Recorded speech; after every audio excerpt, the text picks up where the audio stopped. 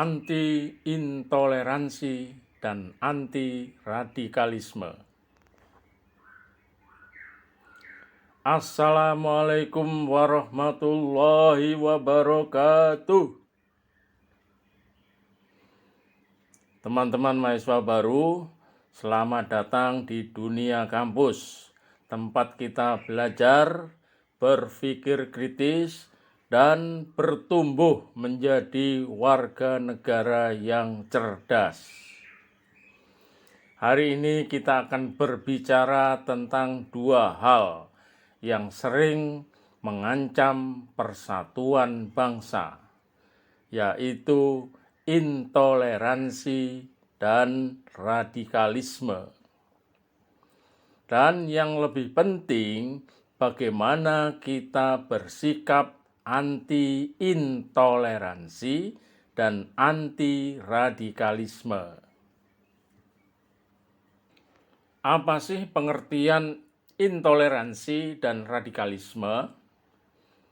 Secara bahasa, intoleransi berasal dari kata in, artinya tidak, dan toleransi, tolerer dalam bahasa Latin, artinya menahan atau menghargai. Jadi, intoleransi berarti sikap tidak mau menghargai perbedaan atau keberagaman pandangan, keyakinan, budaya, maupun identitas. Nah, itu menurut KKBI ya, tahun 2016.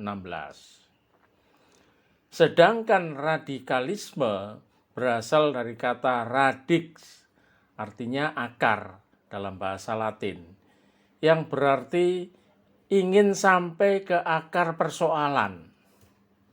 Namun, dalam konteks sosial politik, radikalisme merujuk kepada paham atau gerakan yang menginginkan perubahan drastis dengan cara-cara ekstrim, bahkan kekerasan untuk mencapai tujuan. Mengapa anti-intoleransi dan anti-radikalisme itu penting dibahas di kampus? Ya, karena kampus adalah miniatur Indonesia. Kita punya teman dari berbagai daerah, agama, bahasa, dan budaya. Jika sikap intoleran tumbuh, perbedaan bisa berubah menjadi sumber konflik. Dan jika radikalisme menyusup, mahasiswa bisa dijadikan sebagai alat untuk tujuan destruktif yang merusak persatuan bangsa. Contoh-contoh kasus. Marilah kita lihat beberapa contoh nyata. Yang pertama, kasus intoleransi. Pada tahun 2018, terjadi penolakan terhadap pembangunan rumah ibadah di beberapa daerah. Meskipun pembangunan tersebut sudah memenuhi syarat hukum, tetapi tetap saja ada penolakan. Ya.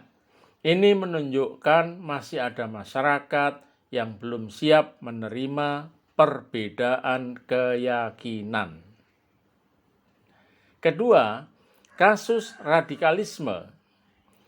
Tahun 2016, Densus 88 menangkap sekelompok mahasiswa di Jawa Tengah yang terpapar paham ISIS melalui media sosial. Mereka direncanakan akan melakukan aksi teror. Ini contoh nyata bagaimana ideologi radikal bisa menyusup ke lingkungan pendidikan. Sikap anti-intoleransi dan anti-radikalisme. Sikap anti-intoleransi berarti aktif menghargai perbedaan. Tidak sekedar diam, tetapi berani menolak ujaran kebencian dan diskriminasi.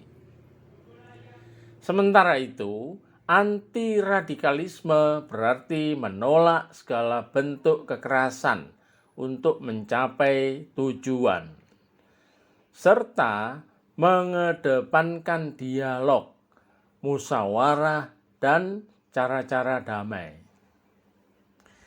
Di kampus, ini bisa kita wujudkan dengan mengikuti organisasi yang memupuk keberagaman, memeriksa sumber informasi sebelum menyebarkannya, dan membangun jejaring lintas agama dan budaya.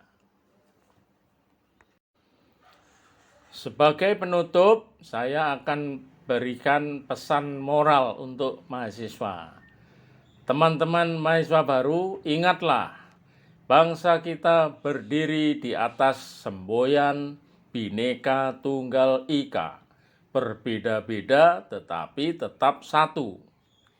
Intoleransi dan radikalisme bukan hanya merusak, tapi juga bisa memecah belah masa depan kita.